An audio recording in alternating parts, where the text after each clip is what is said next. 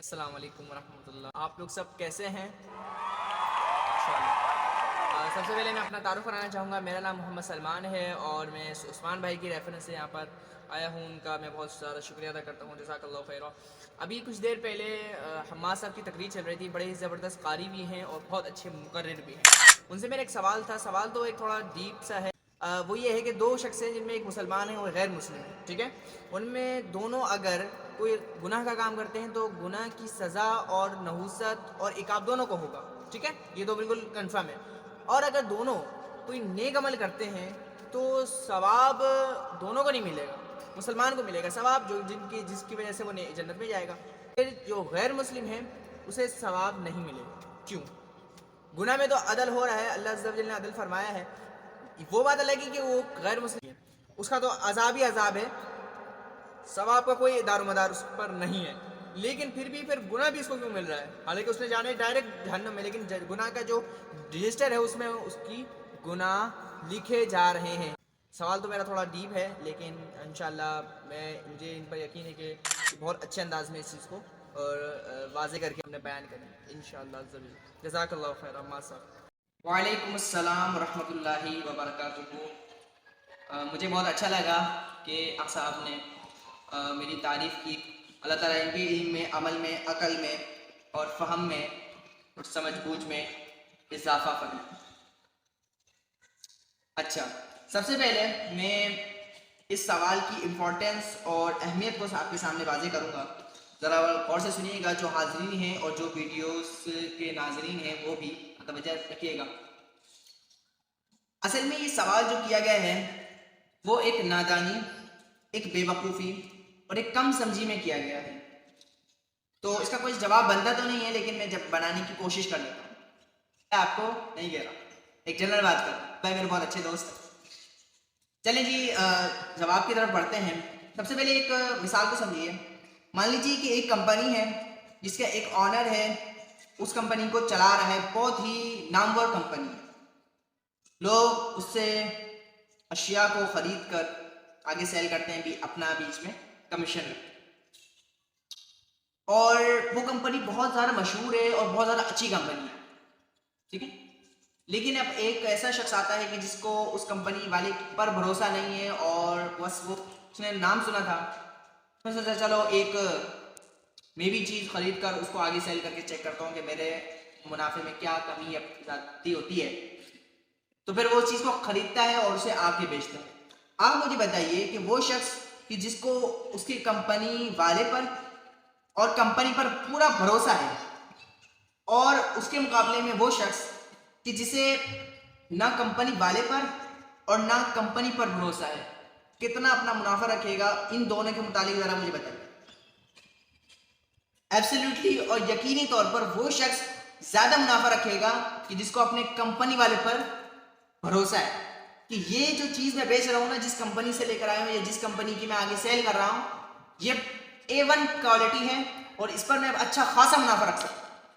وہ شخص ہے کہ جسے اپنی کمپنی والے پر کچھ بھروسہ ہی نہیں ہے، تو وہ کہے گا کہ یار مجھے معلوم تو نہیں ہے، لیکن اچھا ہے، کچھ اچھی چیز ہے، اس کو آپ خرید لو، میں اتنے میں تمہیں بیچ دوں گا، چلو آپ لے لو، ٹھیک ہے؟ یہ بات سمجھ آ گئی؟ بس اس کو اتنا ہی رکھیے گا، اب اس کو کر دیجیے سائڈ، لیکن آپ اپنے ذہن میں رکھیے گا اس چیز کو۔ ایک حدیث پاک میں آپ کو سامنے پیش کرتا ہوں، صحیح بخاری کی سب سے پہلی حدیث، انما الاعمال بالنیات۔ یہ آگے تھوڑی حدیث ہے، لیکن صرف اسی جملے پر ہم گفتگو کرتے ہیں آج۔ فرمایا کہ اعمال کا دار و مدار کس پر ہے؟ نیتوں پر۔ نیت کیسی ہے؟ کس کے لیے ہے؟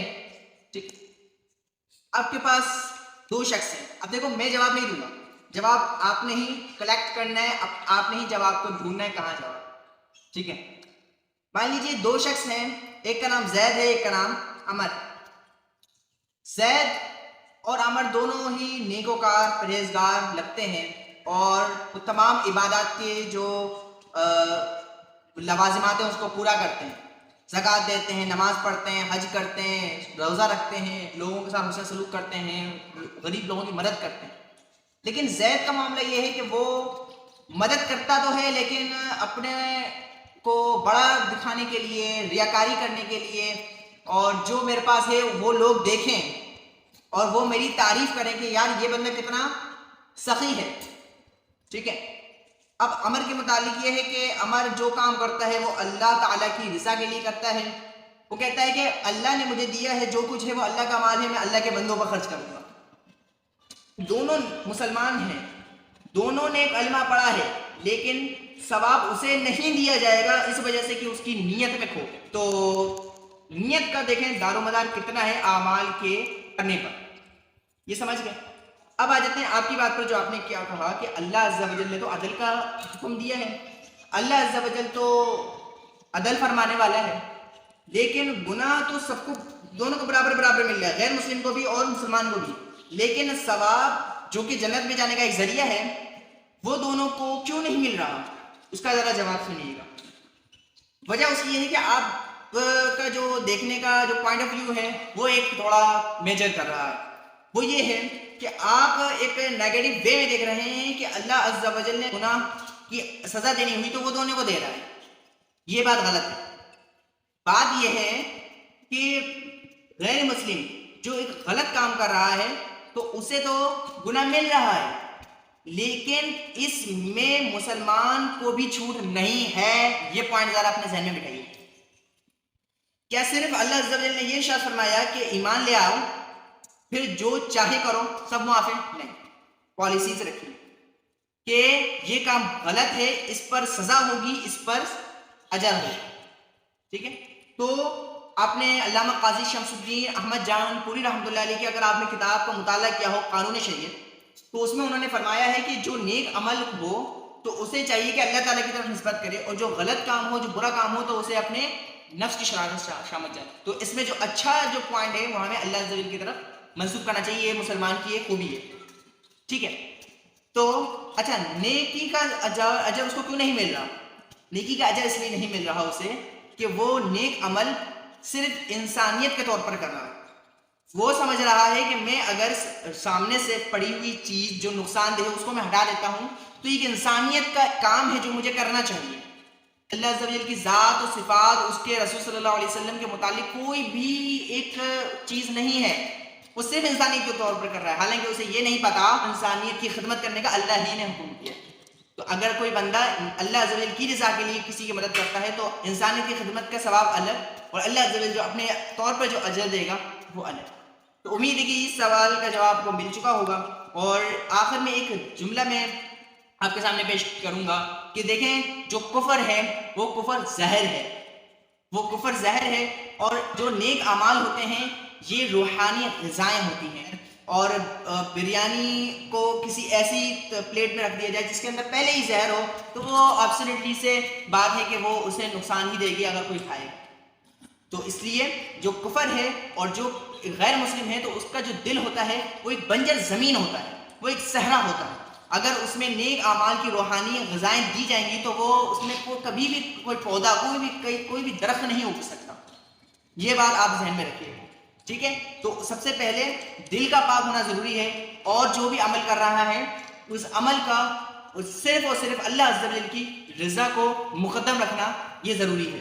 اگر آپ اس طرح کی مزید ویڈیو دیکھنا چاہتے ہوں تو نیچے لال سبسکرائب کا بٹن دیا گیا ہے، اس کو آپ پریس کر سکتے ہیں. جی اسکرول کیجئے. جی یہ لال سبسکرائب کا بٹن ہے، اس کو آپ پریس کر سکتے ہیں، اور میں کہوں گا کہ ضرور پریس کیجیے گا کیونکہ یہ ایک اسلامک چینل ہے. اور برابر میں بیل آئیکن کا بھی بٹن دیا گیا ہے. اور ویڈیو اچھی لگی ہو تو آپ اس کو لائک کر سکتے ہیں، اور شیئر کرنا مت بھولیے گا کیونکہ ایک نیکی بھی ہے اور ایک اچھی بات کو آگے پہنچانا بھی صدقہ ہے. ٹھیک ہے. یہ میں آپ کے اوپر چھوڑ کے جا رہا ہوں، اس کا خیال کیجیے گا. السلام علیکم ورحمۃ اللہ.